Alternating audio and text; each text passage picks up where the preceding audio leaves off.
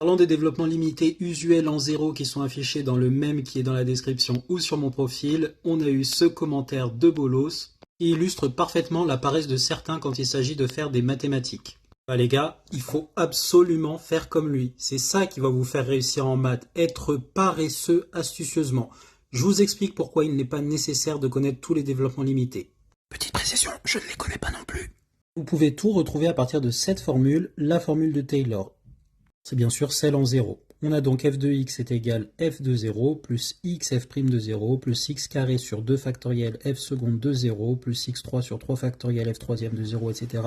jusqu'à f dérivée nième en 0 sur n factoriel x puissance n plus petit o de x puissance n. Et cette formule marche évidemment à supposer que s soit n fois dérivable en 0.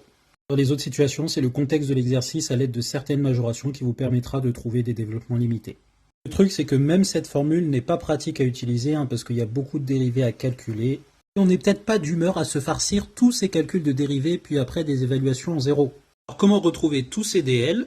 Eh bien, vous appliquez ça tout simplement pour exponentielle de x. La dérivée de exponentielle de x, c'est elle-même, et exponentielle en 0 vaut 1. Ça veut dire qu'en appliquant cette formule, évidemment, puisque l'exponentielle est n fois dérivable, vous avez f de 0 égale 1, f' de 0 qui est égal à 1, etc. Ce qui vous donne bien ceci.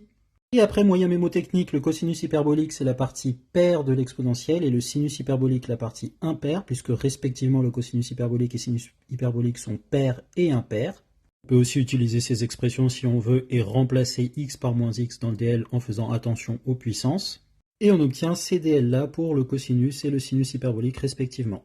Bien, pour le cosinus x et le sinus x, c'est exactement la même chose que le cosinus hyperbolique et sinus hyperbolique, avec alternance de signes et en commençant positif. On peut également utiliser les formules d'Euler.